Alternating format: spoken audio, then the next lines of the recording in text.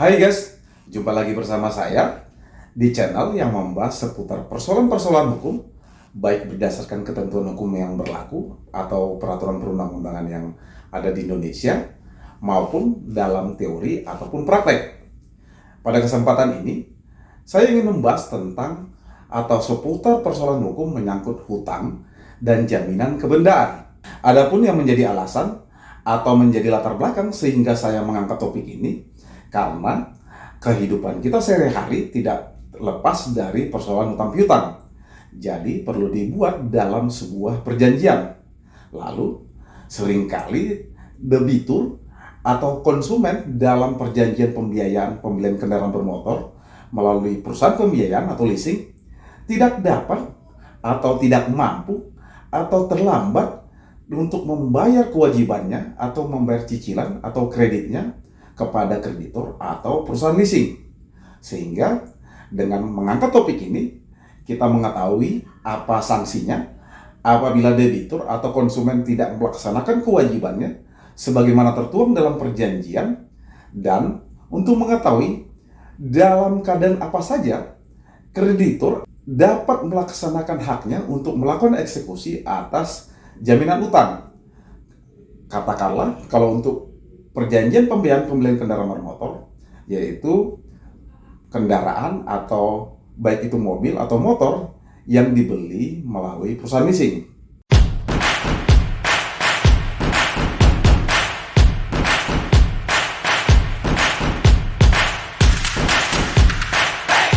Adapun yang menjadi tujuan dengan dibuatnya perjanjian utang piutang atau perjanjian pembiayaan pembelian kendaraan bermotor melalui perusahaan leasing tersebut itu pertama untuk mengatur hak dan kewajiban masing-masing pihak, baik hak dan kewajiban kreditur maupun debitur atau antara perusahaan leasing dengan konsumennya.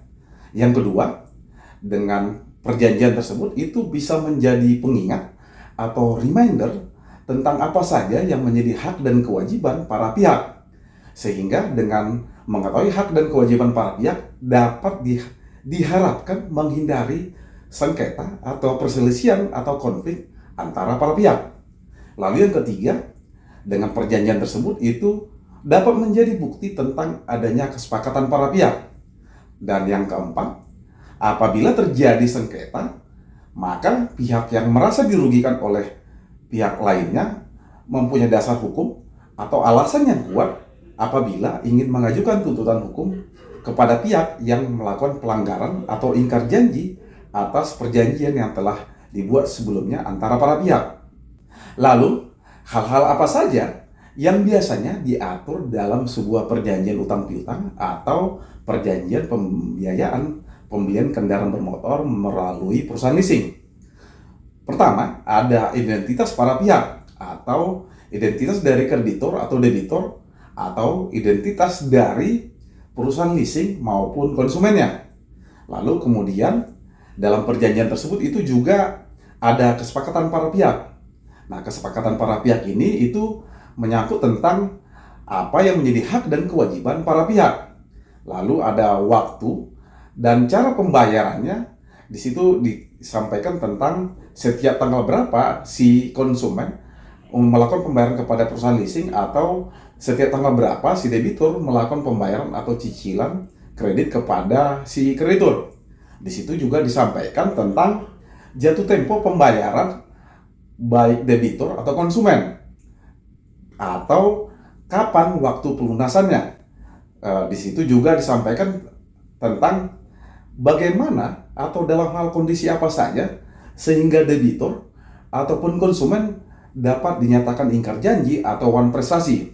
Dan kalau ada jaminan utang, maka di situ disampaikan tentang apa yang menjadi jaminan utang untuk pelunasan pembayaran atau kewajiban, baik kewajiban dari si debitur kepada kreditur maupun kewajiban dari si konsumen kepada perusahaan leasing, termasuk dicantumkan tentang pemilihan domisili hukum.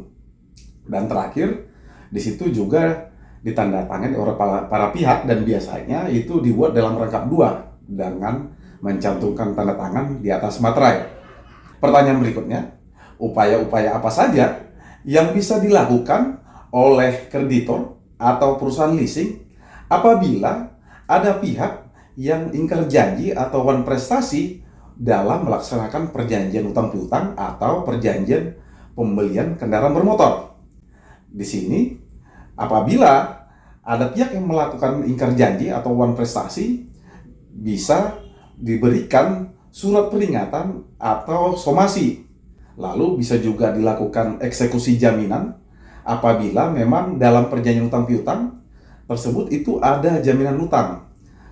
Dan apabila itu menyangkut perjanjian pembelian kendaraan bermotor melalui perusahaan leasing, di situ jaminan utangnya biasanya kendaraan yang dibeli melalui perusahaan leasing tersebut. Pertanyaan berikutnya, bagaimana kalau dalam perjanjian utang piutang tersebut tidak ada jaminan utang, baik itu kreditor atau perusahaan leasing?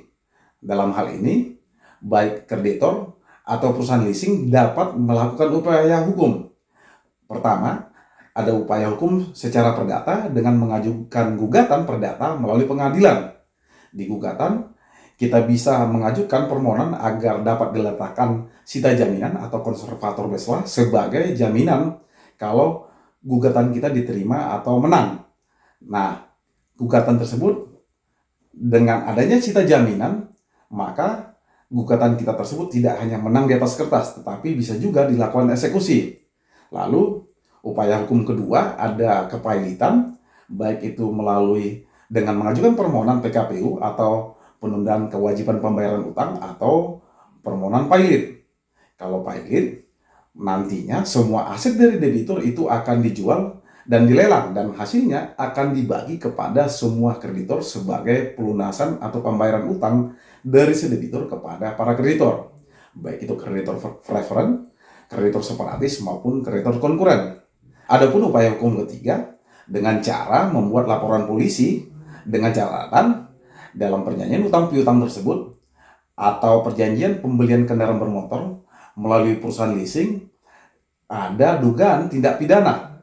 Di sini laporan polisi tersebut itu dapat menjadi posisi tawar atau bargaining position sehingga dengan adanya laporan polisi tersebut biasanya debitur atau konsumen itu melakukan pembayaran atas kewajibannya kepada kreditor atau perusahaan leasing.